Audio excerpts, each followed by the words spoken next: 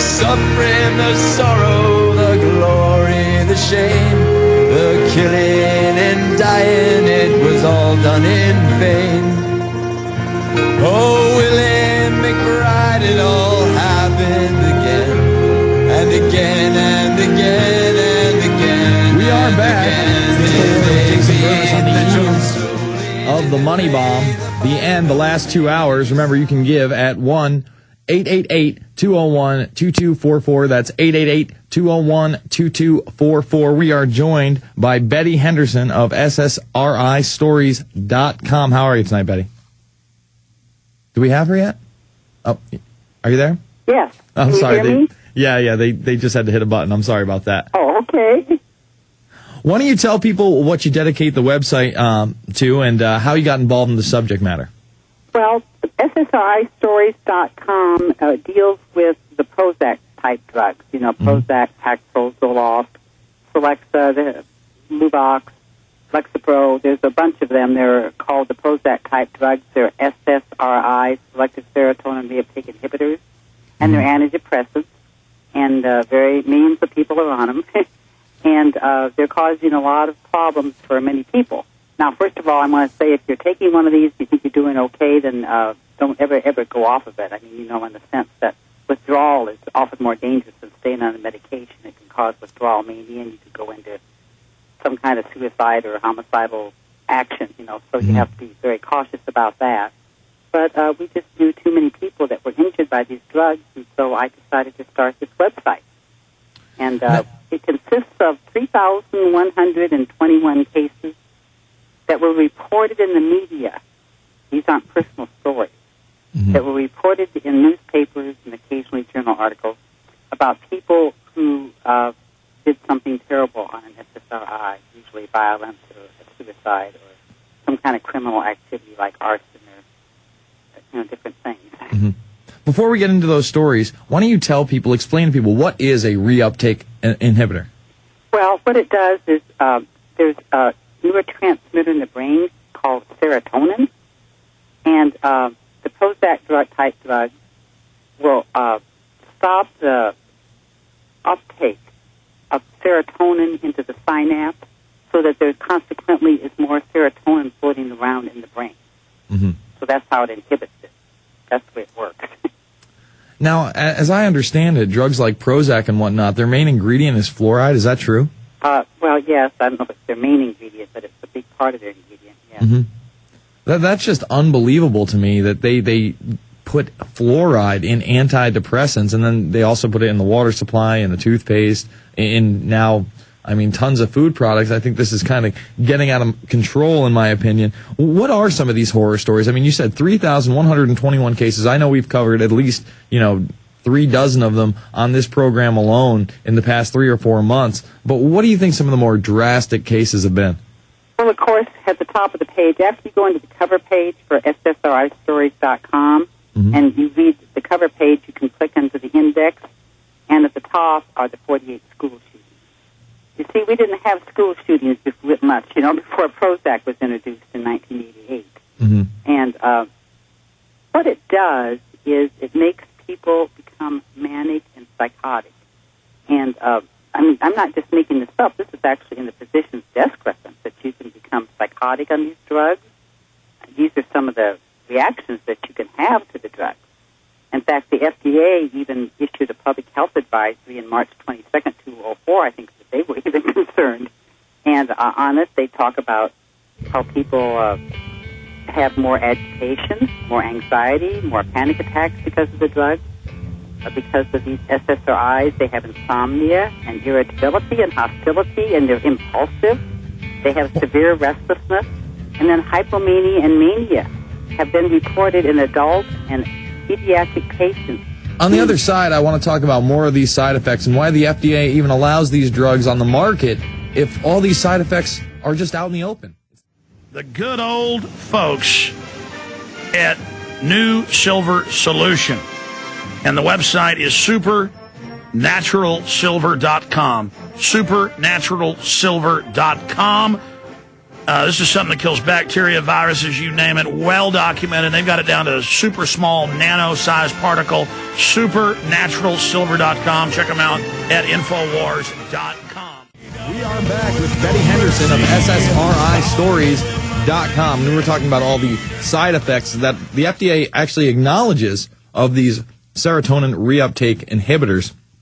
And it seems to me that they want a docile populace. When you see these commercials, they often have a broad advertisement. In other words, they say, are you tired? Are you depressed? Are you not feeling well? They really try to target a large audience. And on top of that, they really distribute this to children. And as you were, speaking about, we didn't have these school shootings beforehand. So I kind of want to talk about the rest of these side effects and how this is a for-profit business. Hello? Yes. Oh, okay.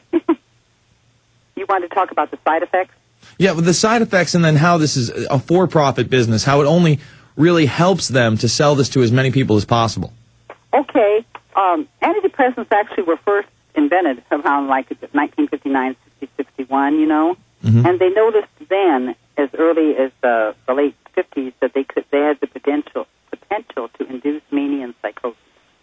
And so doctors were always careful, and the scientists, were careful. This was when our country was a little bit different about giving people these drugs. They were usually given in hospitals or not as much. Okay, but then in 1988, Eli Lilly invented Prozac and marketed it, and they did. It was a sort of a marketing job, and of course, the lobbyists, were sort of paid off, I think, in Washington D.C., and it was hailed as a miracle drug, which of course it is not. And also they were much more powerful in the sense of the serotonin reuptake inhibitor action of it than the older antidepressants. And so they were causing side effects that they hadn't really actually seen that much with the older antidepressants, although they had seen some of it. Mm-hmm. But, some of the antidepressants are like hallucinations, abnormal thinking. This is all in the physician's desk reference. I'm not making this up. You can go to the PDR and look it up. Mm-hmm. Personality disorder, amnesia, manic reaction. And you probably don't know what a manic reaction is. There's different kinds. There's like kleptomania. It can cause you to want to steal. Pyromania, setting arson, setting fires. Dipsomania, that means that you have a craving for alcohol.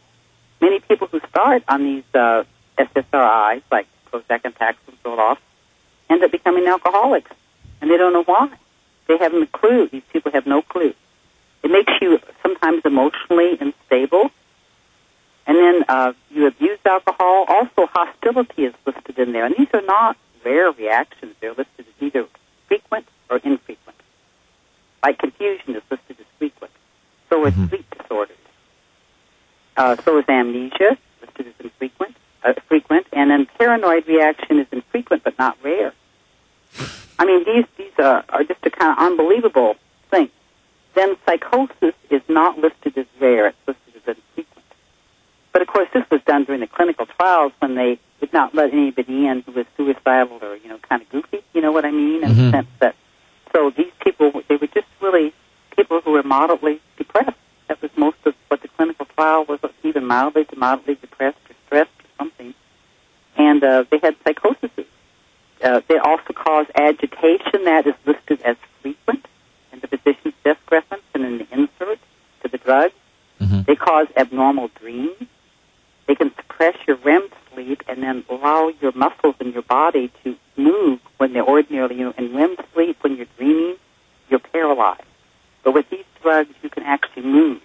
So you can get up and work out, act out your worst nightmares. It's just, kind of now, I've been up late. I do this show till midnight, then I go home. I've been seeing a lot of commercials for Ambien CR. And now, Ambien is not an SSRI.